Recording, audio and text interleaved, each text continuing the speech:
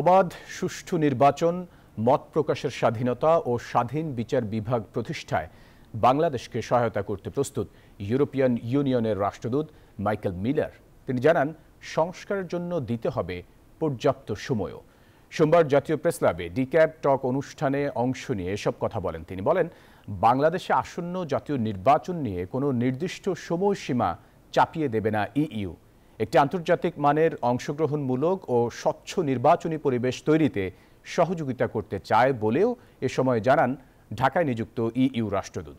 ইউরোপের যেসব দেশের ভিসা বাংলাদেশিদের তৃতীয় দেশ থেকে নিতে হয় তা কিভাবে সমাধান করা যায় সেই চেষ্টাও চলমান বলেও জানান মিলার।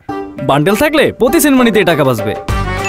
বিকাশ সেনমানি বান্ডেল কিনে জিতুন প্রতি লেনদেনে। বাংলাদেশের বর্তমান আইন শৃঙ্খলা পরিস্থিতি নিয়ে উদ্বেগ প্রকাশ করে তিনি বলেন, আইন শৃঙ্খলা এখনও বাংলাদেশের জন্য একটি বড় চ্যালেঞ্জ, তবে পরিস্থিতি উন্নতির পথে আছে।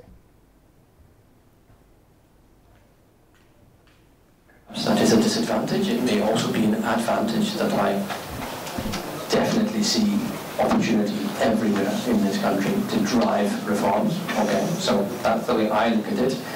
Do I consider the law and order situation now? How do I proceed?